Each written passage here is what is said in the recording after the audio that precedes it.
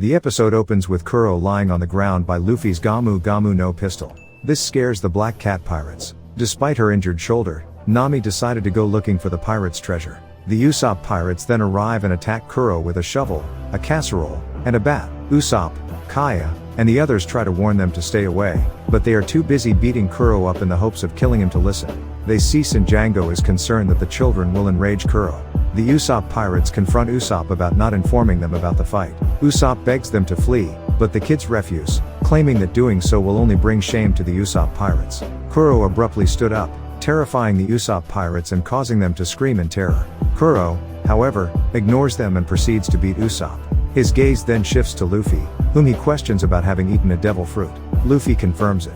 This news makes the Black Cat pirates even more terrified. Kuro instructs Django to look after Kaya and the Usopp pirates while he looks after Luffy. Django agrees. When Zoro tries to stop him, Butchie attacks Zoro, using his Kyoto Za Funjata technique on him, which Zoro manages to avoid. Zoro can barely see anything because of the dust cloud created by the attack. Butchie attacks from behind, trapping Zoro against a cliff. He attempts to free from Butchie by stomping on his face. Usopp is taken aback by Butchie's newfound strength. When he saw Django heading straight for Kaya, he pleaded with the Usopp pirates to protect her, explaining that this is why they became pirates in the first place, to protect what is dear to them. Kaya is overcome by Usopp's generosity. The Usopp pirates gladly agreed and led Kaya into the forest. Usopp's tenacity impresses even Zoro. Django tried to kill them with his pendulum, but was stopped by Usopp's slingshot ball. Django tries to exact revenge, but Kuro orders him to track down Kaya and the Usopp pirates. Django then pursues his prey.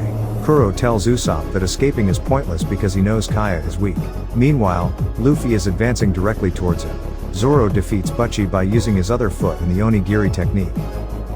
Usopp was able to rise slightly and hear a noise coming from the forest. Kuro informs Usopp that Django is destroying the forest. Usopp inquires about his sliver of pity. Kuro tells him he doesn't have any, that Kaya is just a pawn in his game, and that he'll express gratitude once she's dead. Kuro's words irritate Usopp. Luffy instructs Usopp to go to Kaya and the Usopp pirates, and he will look after Kuro. Despite his injuries, Usopp managed to get up more. Kuro is impressed. Usopp tells him he will not let him win. He attempted to walk but fell due to his wounds. Kuro mocks Usopp's efforts and claims that even if he does manage to reach Django, he will die. Usopp promises to protect the village despite his weakness.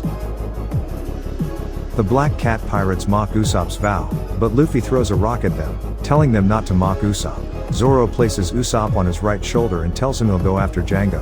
Luffy agreed. Kuro tried to stop them, but Luffy stopped him with a Gamu Gamu no Kama, which Kuro dodged. Kuro attempted to slash him, but Luffy evaded the attack. He then counters attacks with a Gamu Gamu no Yari, but Kuro vanishes using his Nukiashi technique. During the battle, Zoro and Usopp made their way to the forest. Kuro reappears and asks Luffy why an outsider like him is meddling in the village's affairs. He replies that there's a man in this village whom he doesn't want to die. The battle goes on. Luffy stretches his arm to hold Kuro and then attempts a foot kick. Kuro avoided it by throwing the Straw Hat Kid to the ground. Luffy attempted a Gamu Gamu no Muchi and a Gamu Gamu no pistol at him, but Kuro dodged both moves. Kuro appears on one of his arms. He tells Luffy that this fight is boring. He then kicks Luffy to the ground once more. The crew tried to cheer their captain up, calling him Captain Kuro, but Kuro angrily tells them to not call him by that name, saying that his plan was to get rid of the name. He claims he is tired of devising plans for a gang of men who only care about mayhem and being relentlessly pursued by bounty hunters and government dogs. While saying this, flashbacks from his 3-year past are shown. I will post his flashback on another video. Be sure to check it out. Back in the present, Kuro tells Luffy that if his plan is successful today, his goal will be fully realized, and he will have money and peace of mind. He will not let Luffy derail his plans. He attempts to kill Luffy, but the Straw Hat Kid blocks his attack by stretching his arms to pick up a rock. The rock shattered his very first cat glove. While throwing the rock at him, Luffy tells Kuro that if the pirate captain didn't want a reputation, he shouldn't be a pirate, and that his ambition exceeds Kuro's.